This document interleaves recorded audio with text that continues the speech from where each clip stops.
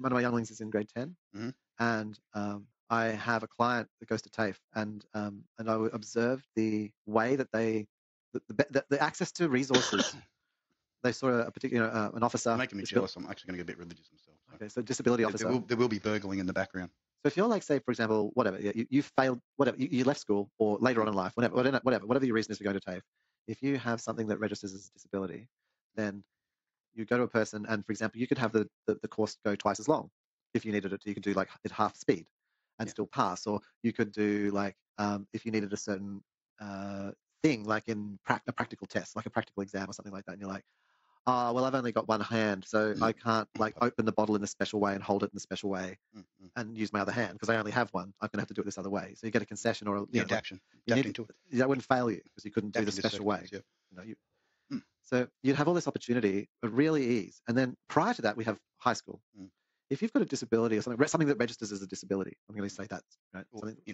Well, because whatever the word is, what do we call it? We gave it a new name. We didn't call it unable. Disabled. If you're unable, if you're unable, to do it in the allotted time due to circumstances, due to reasons, then you get accommodated. In high school, it's fuck you. No, you got to. No, I can't swim. Yeah, I can't swim in a class of 30 people. It trips me out. Well, so bad.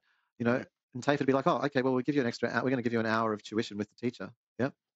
And the high school is just basically getting ready for university because each progression, like you start in kindy. Here's the point: you've got a couple of kids that you deal with.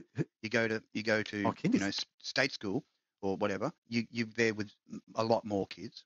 High school, even more. Yeah. University or TAFE, even more people to interact with. So each iteration is getting you more and more used to having the numbers.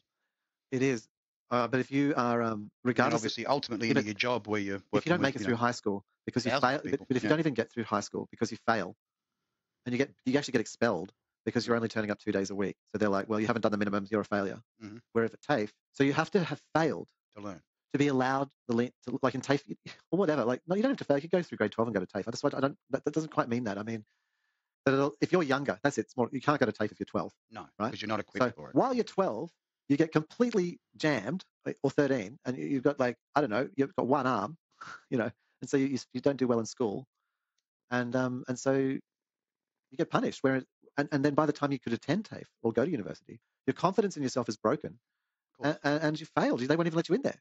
Yep. So you're prevented from going to the thing that would let you take twice as long to do it because it takes you twice as long because you're unable. Because you're unable to because you got fucking And I just thought it's insane experiencing how.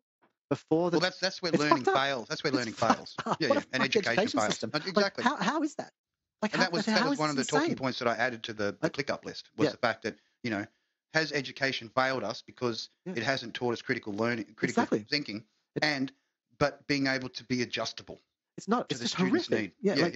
You got to fit the box, otherwise you get discarded and thrown in file 13. That's it, straight to the bin. What?